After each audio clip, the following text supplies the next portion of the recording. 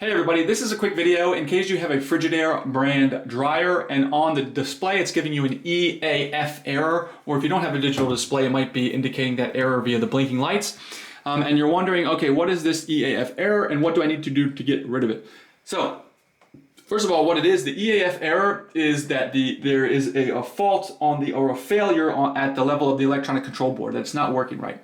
So there's really sort of two steps to fixing this. The first step is just to do a hard reset on your dryer, turn it off, disconnect it from power completely for at least 5 minutes to just clear out everything out of the control board.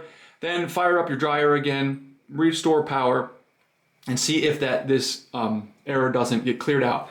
If the error persists, then you're going to need to proceed to replacing the control board. If you're comfortable doing that on your own, I will put a link in the description to a tutorial on how to replace the electronic control board.